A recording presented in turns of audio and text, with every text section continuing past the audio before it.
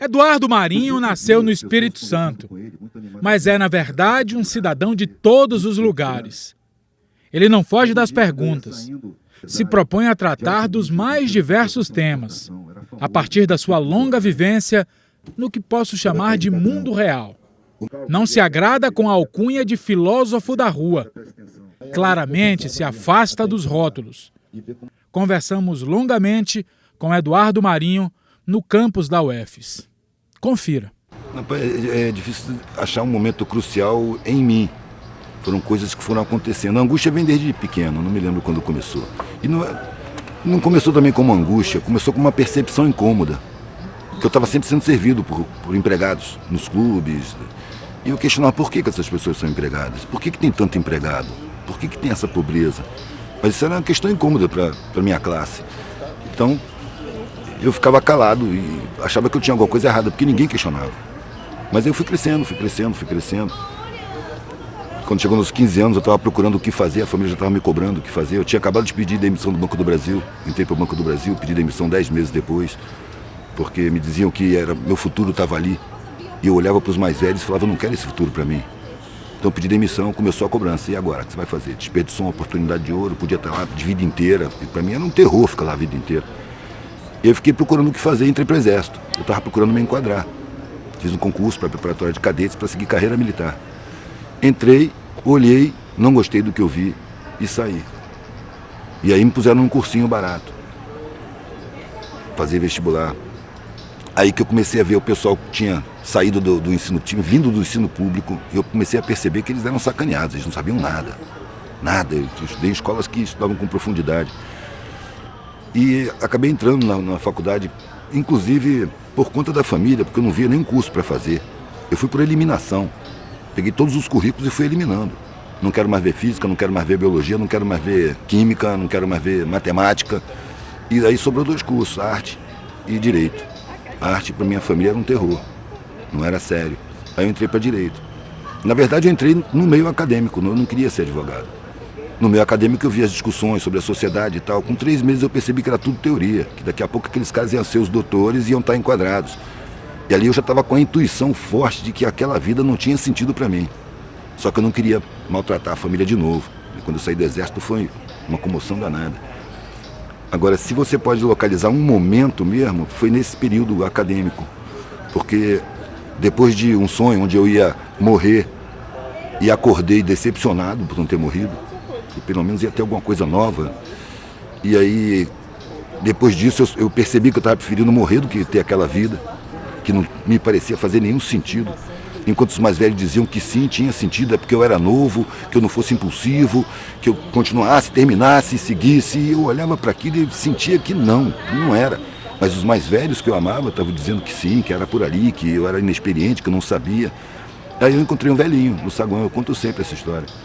Encontrei um velhinho no saguão do meu prédio, que era milionário, morava na mansão, ele vinha para o saguão do meu prédio com enfermeira, porque ele era viúvo, solitário, morava sozinho naquela mansão enorme. Vinha para o saguão do meu prédio, porque ali ele via gente, conversava, as pessoas conheciam ele, que ele era conhecido, saiu no jornal e tudo mais, como milionário, um empresário bem sucedido de importação e exportação lá no Espírito Santo. E ele me falou que, sem eu pedir nem nada, rapaz, no dia que eu passei ali saindo e ele estava sozinho, ele falou, menino, senta aqui. E começou a falar o que eu precisava ouvir. Eu fiz tudo o que disseram para eu fazer.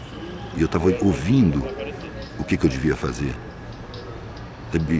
E a sensação que eu tenho é que mentiram para mim lá no começo da minha vida. E eu corri atrás dessa mentira a vida inteira. Ele estava relatando, com a vivência dele, o que eu estava intuindo. As pessoas me veem como um milionário, bem-sucedido, um empresário de sucesso, vitorioso, e eu por dentro me sinto um fracassado. Passei a vida inteira sem pensar na morte. Mas eu envelheci, estou com quase 90 anos. Estou tomando um monte de remédio, só posso sair de casa com a enfermeira. Então eu estou sentindo que a porta da morte está aqui na minha frente. Quando eu senti, claro, que a minha vida está acabando, eu olhei para a minha vida, ela tinha perdido completamente o sentido. Velho, esse foi o... Eu saí do lado dele, fui direto para a secretaria da universidade e pedi desligamento. Eu não quero mais ser doutor, procurar um sentido para a vida. Eu não sabia o que eu ia fazer, eu sabia o que eu não ia fazer. Mas eu já tinha viajado de carro, desde que eu saí do Exército, eu saí com couro duro, né? Sobrevivência, guerra na selva, manobra. Então, férias, feriado. Eu pegava a estrada de carona, dormia no acostamento, convivia com os hippies na época, né, 80, 79, 80. Comecei a ver que existia maneiras de ser que eram serenas. Eu encontrava pessoas que tinham serenidade. E vivendo na rua, e viajando de carona. Aí, como eu estava vendo a minha vida muito angustiante, eu resolvi pegar a estrada e experimentar o que era não ter nada. E também eu tinha vários outros parâmetros. Por exemplo, a minha classe, todo mundo tinha uma preocupação enorme em manter o padrão ou subir de padrão. E tinha um pavor de descer de padrão. Só que nas minhas viagens eu convivia com as pessoas mais pobres. Eles não tinham nada e estavam felizes. Eram pessoas mais espontâneas, mais solidárias. Era uma relação melhor. Eu via que tinha ignorância, mas eu sentia alguma coisa no ar que eu não sabia o que era. Eu falei, quero ser igual. Eu quero não ter nada. Quero saber como é que a gente se sente não tendo nada. Quando eu falei isso com a família não admitiu. Isso é uma vergonha, uma degeneração. Me acusaram de um monte de coisa. Eu só queria fazer a experiência de não ter nada. Só que meu pai e minha mãe, eu nunca vi eles discutirem. Meu pai e minha mãe eram... Eu sempre tratei eles de eles. Não tinha diferença. Eles estavam sempre de acordo. Sempre. Nunca vi nem discordar, quanto mais discutir. Então eles colocaram para mim, você não pode fazer isso. E eu disse, eu não estou pedindo. Eu estou avisando. Se você fizer isso, você não é mais da família. Eu tomei um baque, né? Porque essa frase não veio sozinha. Se você adoecer, vai para a saúde pública. Se você for preso, não me procure para nada. Não tem mais nada aqui para você. Se você pegar a sua mochila e sair dessa porta, você esquece que teve família. E veio bem claro na minha cabeça. Eu demorei um tempão para tomar essa decisão. Agora eu tenho a obrigação moral de assumir as consequências. E foi isso que eu falei com meu pai. Eu não esperava ter essa consequência, um rompimento tão completo. Mas se isso acontecer, eu tenho que assumir. Eu acho que ele contava com a minha covardia. Mas eu estava apavorado com a vida sem sentido. O nego falava, você foi muito corajoso. Não, eu estava com medo. Medo de chegar na idade daquele coroa daquele jeito ali. Inclusive foi isso que eu pensei na hora. Antes, não falei para ele. Mas eu pensei comigo, isso não vai acontecer comigo. Eu morro antes, mas não chego na idade desse cara dessa maneira. Vou procurar um sentido para a vida. Ou eu vou achar um sentido, ou eu vou morrer procurando. Não tem outra hipótese. Uma filha minha, com 14 anos, falou, acho que eu tenho direito de conhecer os seus pais, meus avós. E aí eu falei, tá. Ela foi. E eles já tinham percebido que não tinha retorno. Aquilo era uma expectativa de me pressionar a voltar atrás. Mas aí eu já tinha passado por todas as situações de miséria que eu podia ter passado, antes de ter filho. Depois, com os filhos, eu tive que aprender artesanato, fiz pão, sapato, fiz um monte de coisa. Brinquinho, pulseira, colar. E sempre interessado na vida, nas histórias. Comecei a ouvir história de puteiro, sabe? Ouvindo vidas, vendo coisas. Ficou muito interessante a vida. Sumiu a angústia. O nego fala hoje, você largou a sua zona de conforto. Cara, aquela zona foi a mais desconfortável que eu vivi, velho. Porque as pessoas só pensam em conforto externo. O desconforto era interno, Eu fui percebendo que as necessidades que a gente tem não são as materiais as principais, são as imateriais. É a satisfação em estar vivo, a sensação de estar integrado na coletividade, sabe? A troca de afeto. Sabe? Essa é a função para mim. E ali eu vi o pessoal mais afetivo, mais solidário. De repente, na época dos mendigos, ainda passei 2 anos no meio da mendicância. De repente eu me vi no meio das pessoas que tinham aquele aspecto destruído, sem dente, com cicatriz, maltrapilho. E percebi uma humanidade que eu não conhecia, muito mais solidária, muito mais humana, muito mais espontânea. Um se sacrifica pelo outro, todo mundo junto.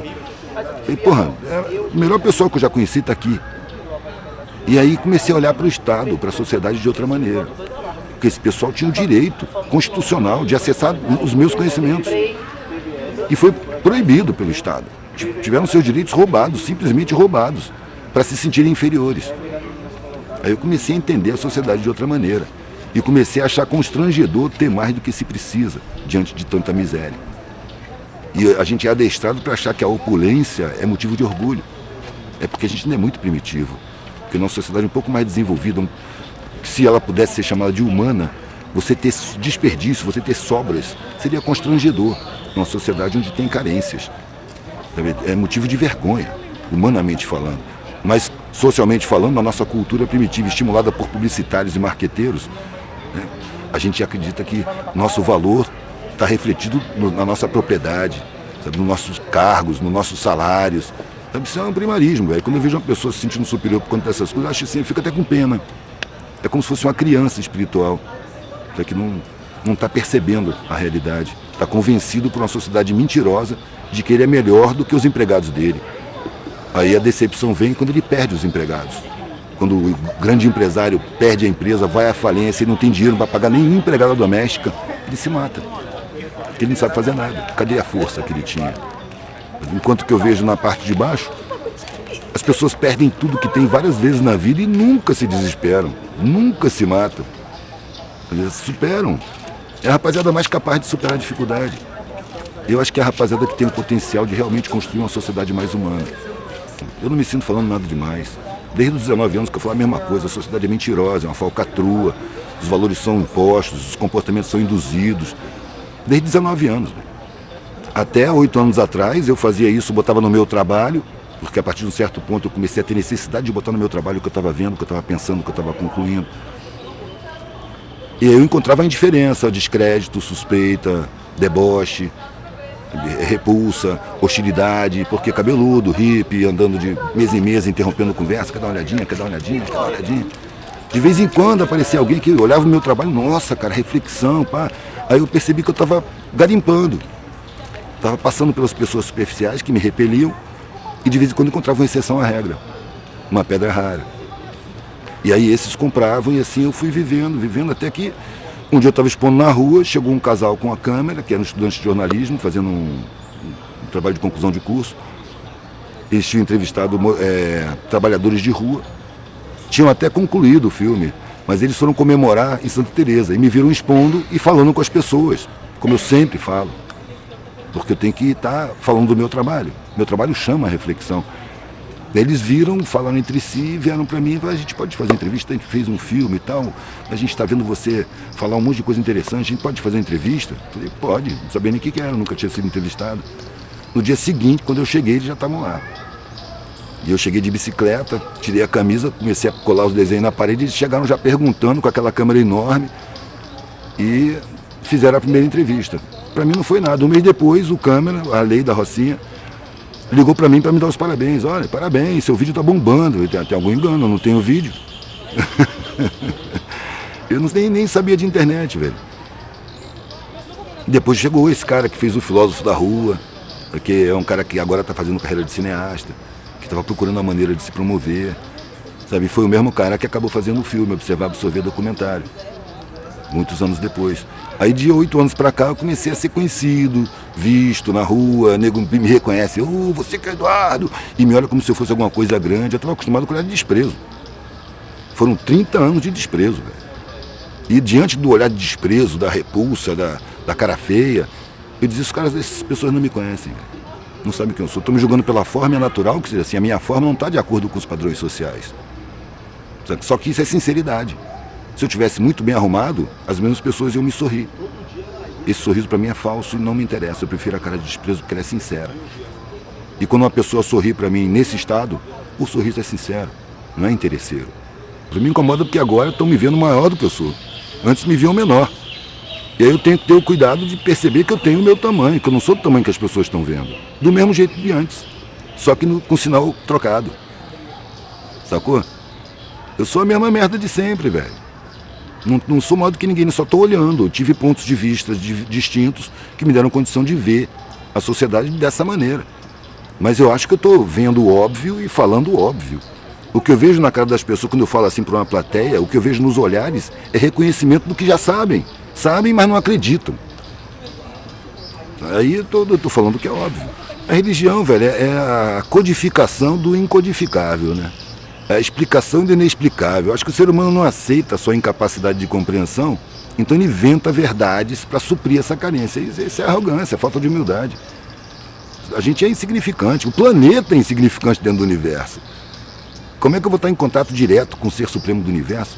Aí acontece essa coisa ridícula, você supõe que o Ser Supremo do Universo está em contato com você, que toma conta do que você faz dentro do banheiro, te manda um carro de presente ou um câncer de castigo, está aí à disposição da humanidade. bisbilhotando a vida de cada um. Isso é o amesquinhamento da divindade. Eu prefiro a ignorância, velho. Eu me abraço com a ignorância para não cair no ridículo. Eu não permito que a minha razão se meta onde ela não tem alcance.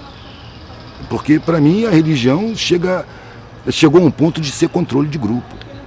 Olha os evangélicos aí, ascendendo no poder social, tomando conta, se comportando totalmente em oposição ao cristianismo. O protestantismo apareceu exatamente para legitimar o lucro. E aí Deus, ele premia você com riqueza material. Velho, você viver com riqueza material, você tem que viver se defendendo, você não confia em ninguém, você se cerca de falsidade, de interesse. Você não tem mais espontaneidade na vida. Você tem que ficar preocupado, é um mundo cheio de miséria, velho. Se você tem mais do que você precisa, você está em risco. Para começo de conversa, você está em risco.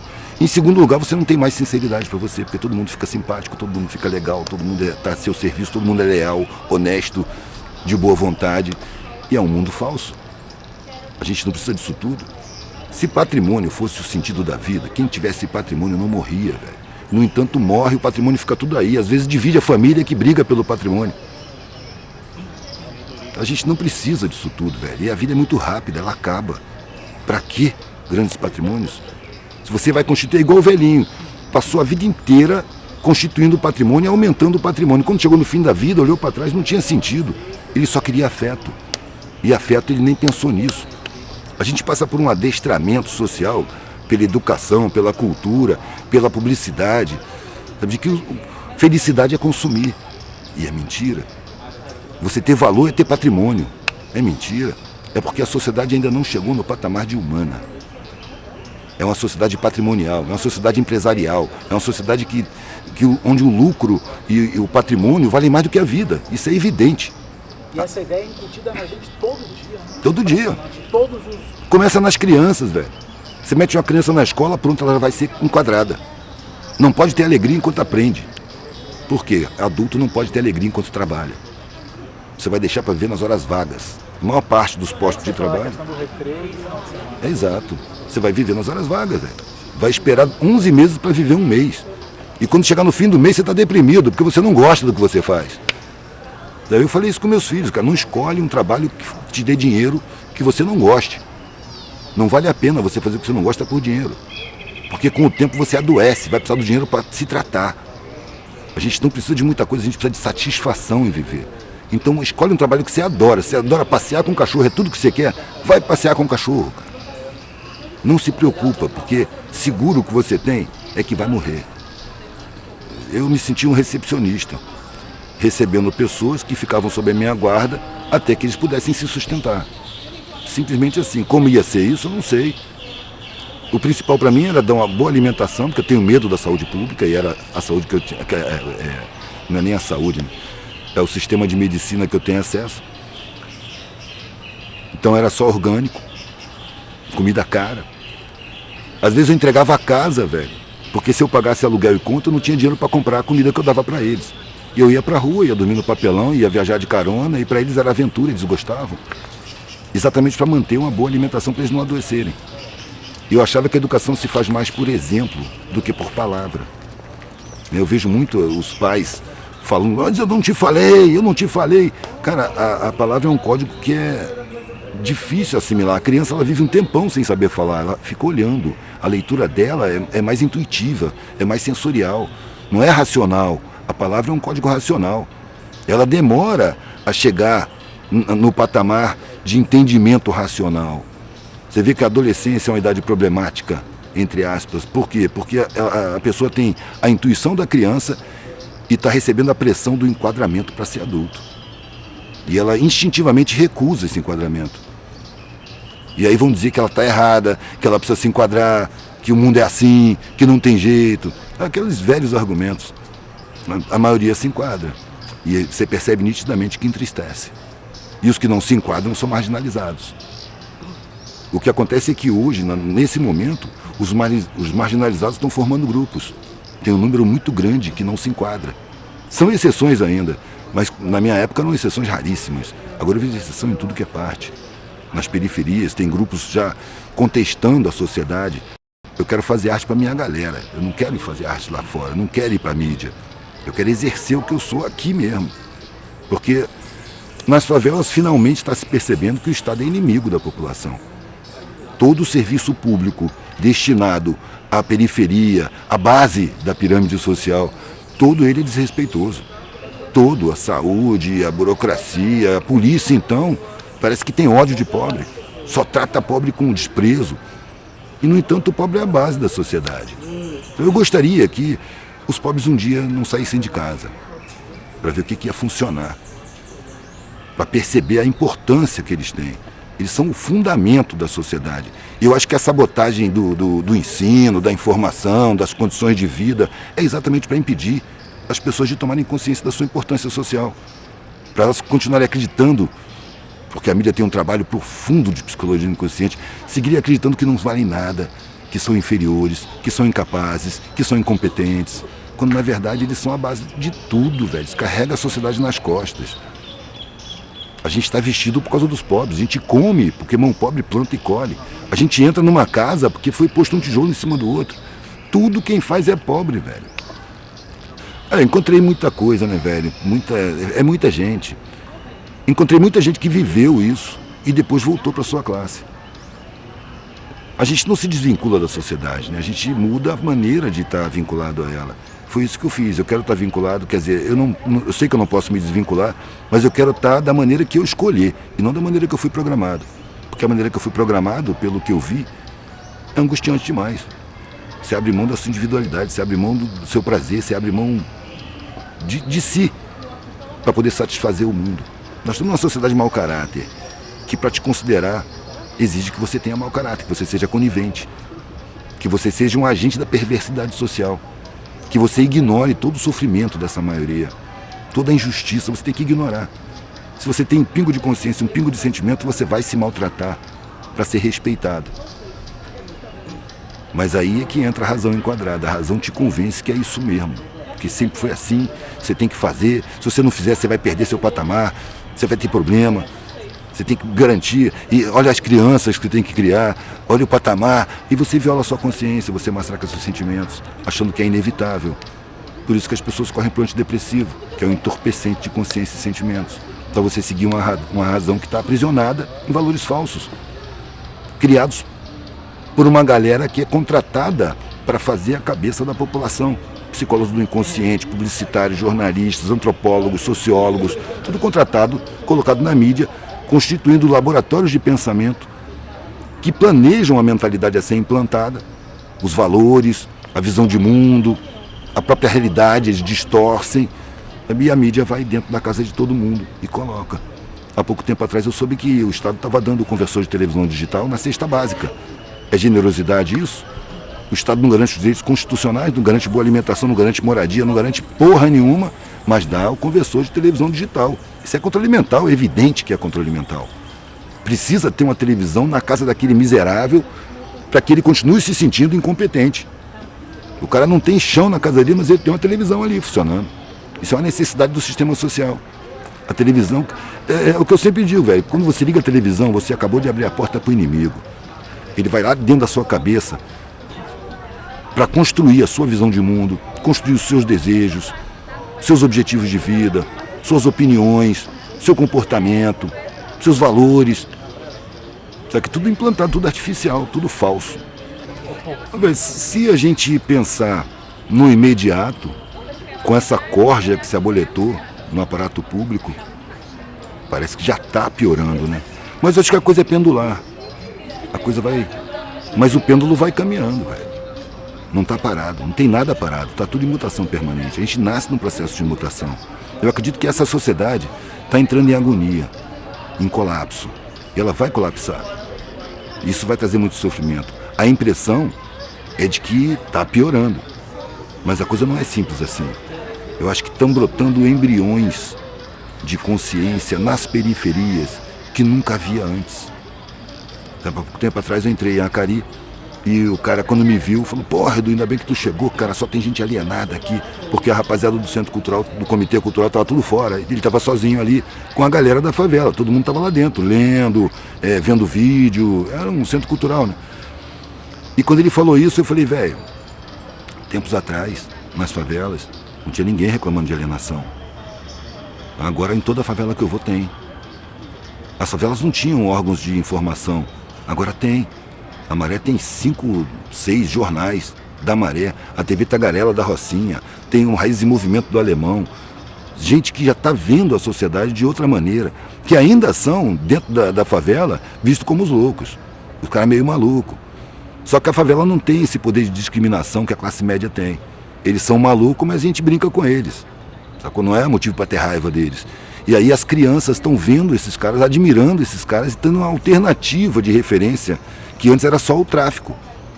Né? O tráfico, ele atraía, não por ser tráfico, mas porque o traficante, ele portava todos os símbolos que a televisão botava no subconsciente de que é necessário ter para ter valor social.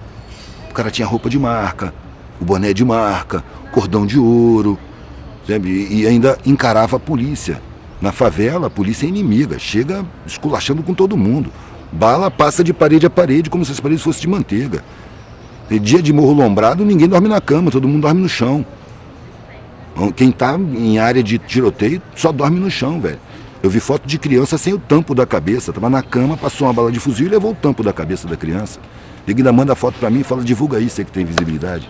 Eu não vou divulgar uma coisa dessa, velho. Eu divulgo a situação. Mas eu acho que essa parada de choque não é útil. Porque desperta também muito ódio. Velho, eu tenho vaselina, os rótulos não me pegam, entendeu? Pode rotular a necessidade das pessoas. Eu não vejo rotulado por nada. Agora é natural que me rotulem. A sociedade do rótulo, né? Então é natural. Eu não posso fazer nada. E não pode me incomodar também. Eu sei que eu estou seguindo minha consciência. Eu acho que minha intuição me diz que se eu sigo minha consciência, eu estou bem com a espiritualidade. Eu estou bem comigo mesmo. Eu estou em paz interna. Mesmo com todos os incômodos que eu tenho não tenho incômodo comigo e com o meu comportamento. Eu não me sinto dominado. Eu me sinto inserido, mas da minha maneira. E eu comecei a botar o que eu vejo no meu trabalho, não foi para esclarecer ninguém, foi para desengasgar. Eu não tinha intenção de fazer a cabeça de ninguém, de abrir a cabeça de ninguém, de conscientizar ninguém. Eu tenho minha consciência para tratar. Sabe? É a minha consciência que eu tenho acesso, eu não tenho acesso à sua. A sua é você que tem acesso. Então a gente pode trocar ideia. Quando a pessoa me procura, a gente troca ideia. Sabe? Ela vai pegar a ideia e vai fazer o que ela quiser, o que ela puder. Eu estou dizendo o que eu estou vendo, o que eu acho é que eu vejo o óbvio. Tanto que geralmente o que eu vejo na cara das pessoas é reconhecimento do que ela já sabe. Lá no fundo ela sabe, só que ela não acredita. Porque a indução é muito forte, o massacre midiático é muito forte. O poder cultural já está dominado, empresariado, esvaziado de conteúdo. A arte e a cultura são elementos potencialmente subversivos. Então o sistema social domina e transforma em produto de consumo. Superficialidade é a necessidade de manutenção dessa estrutura social. As coisas foram rolando muito intuitivamente, velho. Quando eu cansei de pedir comida, eu comecei a fazer brinquinho, pulseira e colar e aprender com os hippies. O meu primeiro alicate eu achei no lixo. Eu limei com pedra de amolar, ele era um jacaré, eu arredondei e comecei a torcer arame, fazer umas coisas horríveis, mas fui trabalhando. Sabe? Na gravidez já, da primeira criança. Quando a gente descobriu a gravidez, foi em Itabuna. A gente fez um teste de farmácia. A gente estava viajando de carona, não tinha casa. E quando deu positivo, a gente saiu pulando pela rua comemorando. Não tinha casa, não tinha plano de saúde, não fizemos pré-natal, nada, velho. E a gente saiu comemorando. Pode dizer, irresponsabilidade é irresponsabilidade. Eu fui completamente irresponsável. Se eu fosse responsável, eu tinha me enquadrado. Então eu dou graças a Deus, dou graças à minha irresponsabilidade. Que eu estava exposto ao risco. Só que liberdade é risco. Segurança é prisão. Não é à toa que segurança máxima é o nome da pior cadeia que existe. Se você quer segurança social, plano de saúde, casa boa, escola particular para os seus filhos, você vai ter que aceitar correntes, velho. Você vai ter que viver prisioneiro. Aí vem as regalias, aí a sociedade te considera. Agora, se você se recusa a colaborar, é pau, é peia, é chicote. E é natural que seja assim. Para mim tá barato. Eu odiaria ser um privilegiado e se eu tivesse perdido a minha vida indo para um trabalho que eu detesto, convivendo com pessoas que eu não me identifico. Sabe? Eu gosto de estar solto, eu preciso estar solto. Acho que todo mundo precisaria estar solto. Mas o medo implantado pela cultura social, pela mídia, né, pela escola, o modelo de ensino, que ninguém questiona, ele não é humanista, ele é empresarista. Ele prepara competidores para o mercado de trabalho, e não seres humanos para integrar uma sociedade harmônica. Aliás, qual é a escola que fala em harmonia social? Não tem. Você tem que vencer na vida. É o inferno, velho.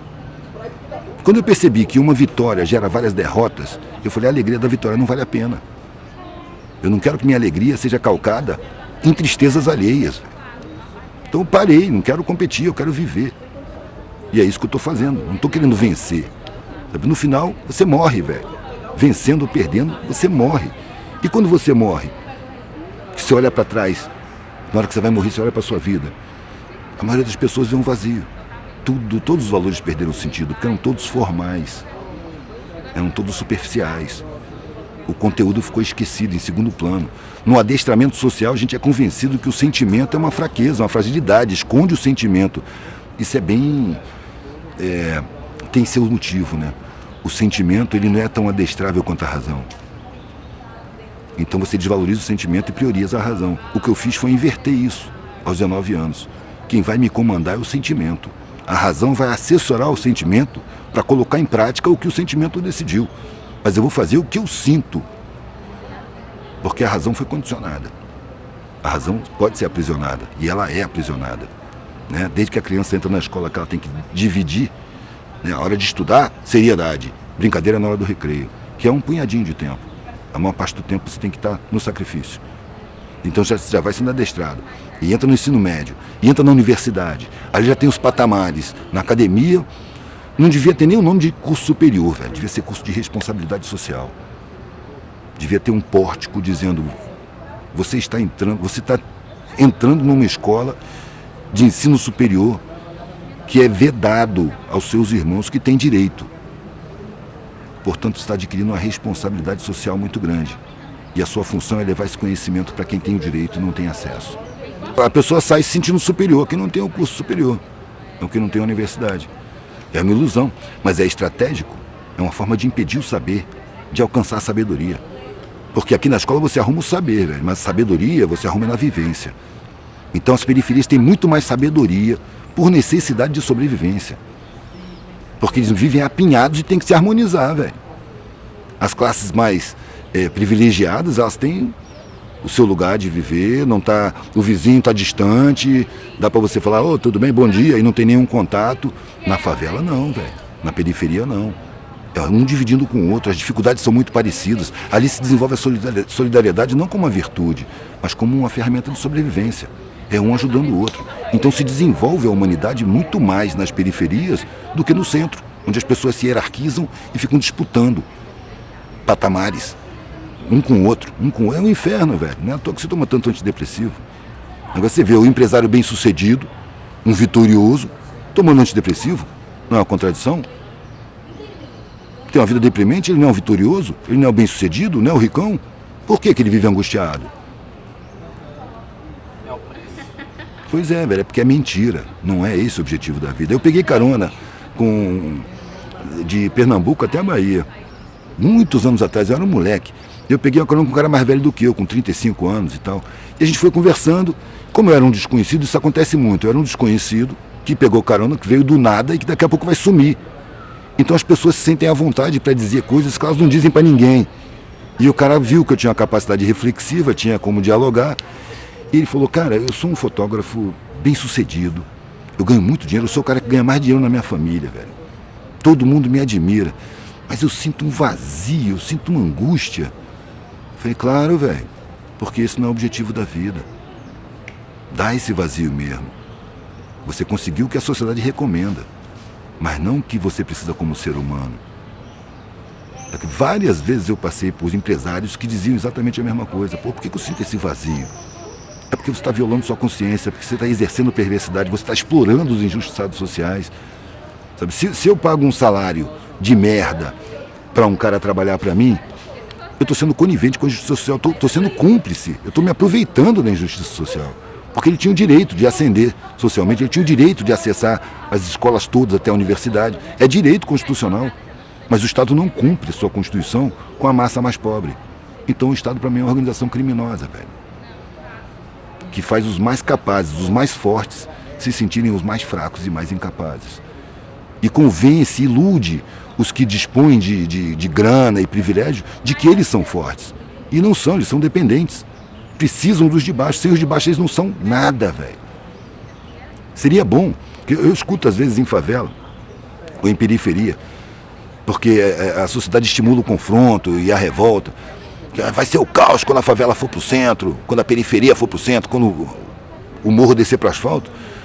Aí eu peço atenção para perceber que todo dia, escuro ainda, o morro começa a descer pro asfalto e a periferia lota os transportes públicos para chegar no centro. E é exatamente isso que faz a sociedade funcionar. No dia que o morro não descer para o asfalto e a periferia não for para o centro, para tudo. Para tudo. Seria uma experiência muito boa. Porque aí apareceria quem é importante. Quem é que vale mais. Que são exatamente os que são convencidos de que valem menos. Pela forma e não pelo conteúdo. O melhor da humanidade está nas periferias. E eu acho que essa sociedade está colapsando e vai morrer. Está em agonia já. Só que isso é uma coisa de gerações. Não é uma coisa para uma vida. Outra ilusão criada é você mudar o mundo. Ninguém precisa mudar o mundo porque o mundo é mutação permanente desde que ele apareceu. A gente participa dessa mutação e tem pouco tempo. O mundo tem bilhões de anos. Quanto tempo tem uma vida? Umas dezenas de anos. Você vai participar. A diferença é como você participa. Enquadrado ou não. Da forma programada ou não. O que eu queria era participar da forma que eu escolhesse, não da forma que eu fui condicionado, que me foi cobrada. E como eu não quis, eu fui banido. E participo assim, dessa maneira. E me sinto bem participando assim. Mesmo correndo todos os riscos, mesmo tendo passado um monte de coisa que eu passei. Às vezes eu escuto, pô, eu queria viver assim, que nem você. Eu sei que não. Não queria, não. Ninguém gosta de acordar com butinada de polícia, ser abordado com agressividade o tempo todo. Sabe, de ser olhado com estranheza, com hostilidade, com repulsa, com medo. Isso ainda acontece muito com você? Agora não, porque eu tô cheio de cabelo branco, né? Até a polícia já não bate mais. Com o tempo, né, a coisa foi diminuindo. Mas aquilo tudo eram lições, eu precisava passar por aquilo tudo. De desenrolar com o delegado. Aí que eu fui entender por que era necessário que a família cortasse relações comigo. Porque eu tinha que desenrolar diretamente com o sistema de segurança, com o sistema de saúde, com o trato público. Era coisa do meu aprendizado. Porque se eu pudesse passar a mão no telefone e pedir socorro, eu não teria passado por um monte de coisa, não teria aprendido um monte de coisa. Aí, com o tempo que eu fui percebendo a necessidade. A vida foi se mostrando um esquema. Quando eu olho para trás agora, eu entrei no exército e ganhei couro duro, porque depois eu fui andar no sertão e eu conhecia a minha capacidade física para suportar sede, para dormir em qualquer lugar, para me defender de cobra, para perceber as condições, para não ter medo.